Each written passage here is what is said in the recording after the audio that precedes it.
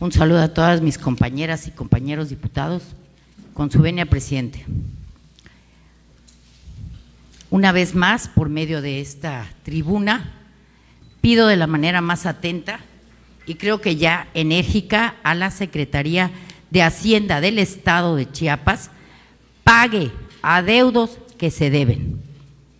Este Congreso está terminando siendo como un departamento de cobranzas hacia muchos proveedores a los cuales se les debe. Y hoy, una vez más, por citar nada más uno, porque en breve voy a presentar una lista de tantos proveedores que vienen aquí que no se les paga.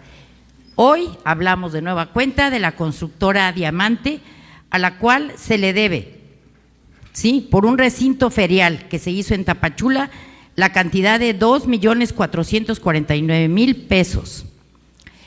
Y de la construcción del muro de contención en cauce del río Jamaipac, ubicado en el barrio de Santa Marta, también en Tapachula, por 2,924,000 pesos. La Secretaría de Hacienda hace caso omiso. Esto no se hizo en este tiempo en el que yo me encuentro, pero es un adeudo que está, ¿sí? Y se tiene que pagar, porque así se van juntando adeudos y adeudos y que nunca se pagan, porque como quien dice, yo no los autoricé, pero las obras ya están hechas. Bien. Asimismo, también quiero hacer una mención especial al personal de salud de Héroes en la Pandemia.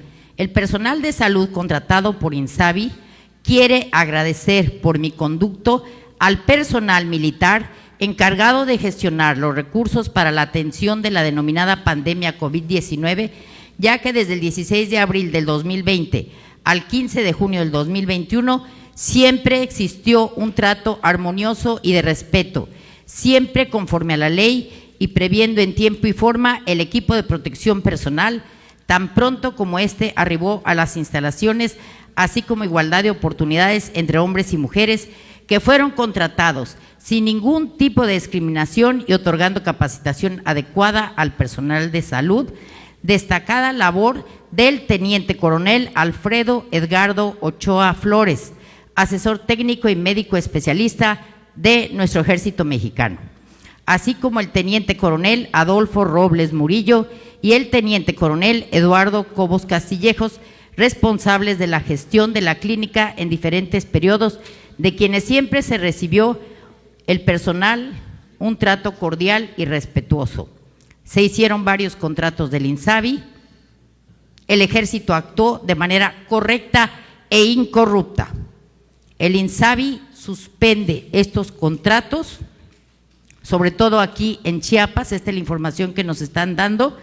Hay casos confirmados por 11,895 personas y casos sospechosos por 38,000. Los datos oficiales del portal están en https datos COVID-19. El caso es de que ya no se hacen los contratos para personas de Chiapas, en los cuales tenemos entendido que nuestro presidente de la República ha dicho en reiteradas ocasiones que son héroes, que arriesgaron su vida para atender a personas con COVID y que se les iba a dar una base. ¿Qué sucede en Chiapas una vez más? No lo sabemos. ¿Quién va a sacar la cara aquí en Chiapas por este personal, tomando en consideración que si no se reactivan estos contratos y desafortunadamente llegase a haber un rebrote, pues es, como decimos aquí, con la pena y vuelven a regresar otra vez, ¿no? No es posible, la verdad no es posible. En fin, hablar de Chiapas no solo es hablar de sus riquezas naturales, de sus tradiciones y de su cultura, es hablar de la más alta marginación en pueblos y comunidades. Es uno de los estados más ricos y pobres a la vez en este país, en donde familias enteras viven en la más extrema pobreza.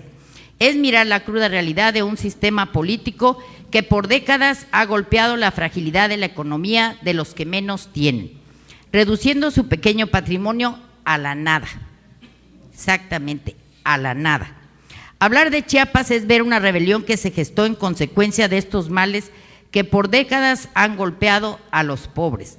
Chiapas tiene enormes cantidades de recursos económicos, pero el campo no produce lo que debe tras el levantamiento armado de 1994, en donde, por cierto, pocos recuerdan que existe aún un conflicto que no ha sido resuelto, y en donde las autoridades federales, sobre todo el Congreso de la Unión y la Presidencia de la República de aquel entonces, es decir, de 1994, firmaron los llamados Acuerdos de San Andrés y que fueron violatoriamente modificados. Ese conflicto ahí sigue parado y dejando a su suerte, es decir, se sigue administrando el conflicto. Repito, el campo no produjo nada en esa época ni en esta tampoco. Hoy pareciera ser que volvemos a esta realidad histórica en donde unos cuantos saquean el erario público y el resto de la población sufre las consecuencias de esta pésima política en Chiapas. Chiapas durante muchos años fue el primer productor de diversos granos. Era famoso por sus producciones de maíz, de frijol, de cacao, entre otros.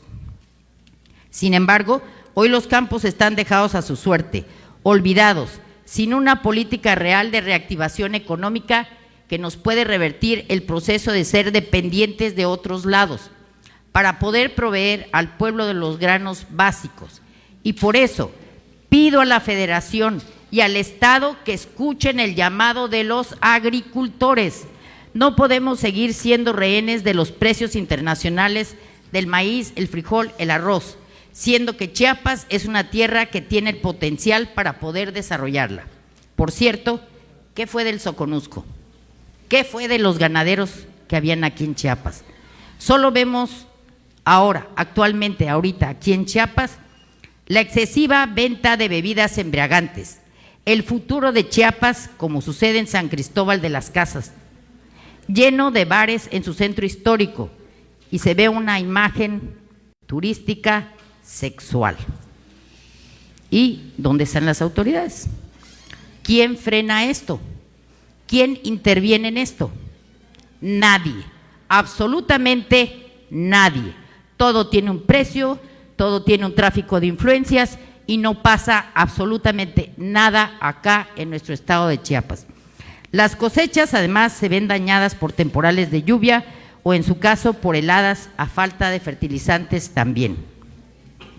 Recuerdo que muchas de esas organizaciones, que son, por cierto, organizaciones patito, es decir, no tienen agremiados y fueron y son beneficiadas por sus líderes más bien. La corrupción infectó el verdadero interés de esos programas federales y estatales. Vengo caminando en comunidades alejadas de los centros urbanos municipales para detectar que la extrema miseria en Chiapas, y claro, bueno, no me equivoqué, que alguien me demuestre lo contrario. Si alguien me dice que en Chiapas somos un emporio económico, si alguien me puede decir que en Chiapas no hay miseria, si alguien me puede decir que en Chiapas hay una gobernabilidad estable, lo felicito o la felicito.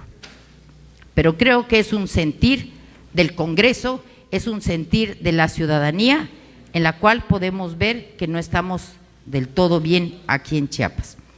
Quiero aclarar que esto no es culpa de quien está al frente de los programas de esta índole, sino de los malos trabajadores que, aprovechando la ignorancia de la gente, abusan para quitarles el poco recurso que puedan tener bajo promesas de darles más y mejores apoyos, que lógicamente nunca llegan, y si llegan, llegan mermados. Compañeros, creo que es ahí donde coadyuvan nosotros los legisladores, y no una negligencia, corrupción y falta de gobernabilidad. También quiero citar que este flagelo de la pobreza ha dejado comunidades semivacías, es decir, lugares en donde los hombres migran a la ciudad y se van del estado para tener mejores ingresos, lo que ha ocasionado un incremento de cinturones de miseria en diferentes ciudades de este estado de Chiapas, sin contar quienes se arriesgan y buscan el llamado sueño americano. Y para culminar mi participación, aunque les parezca una retórica cansada, y su paciencia se canse y su agotamiento de hoy les gane, quiero seguir haciendo el llamado para que se atienda de manera urgente el caso de las agresiones con armas de grueso calibre en los municipios de Chalchihuitán y Aldama, que las autoridades federales intervengan para que en Santa Marta, Chenaló, se pueda liberar también de ese grupo paramilitar que los tiene amenazados. No esperemos que una nueva masacre enlute el corazón de Chiapas. No permitamos que Chiapas siga siendo la nota roja por ataques de grupos armados. Chiapas no solo es en México con un porcentaje de una gran etnia indígena.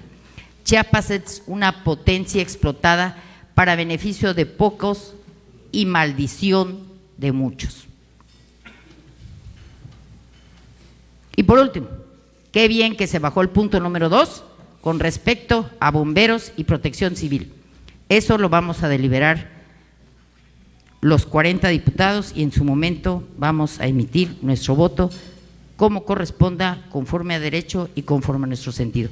Es cuanto, presidente.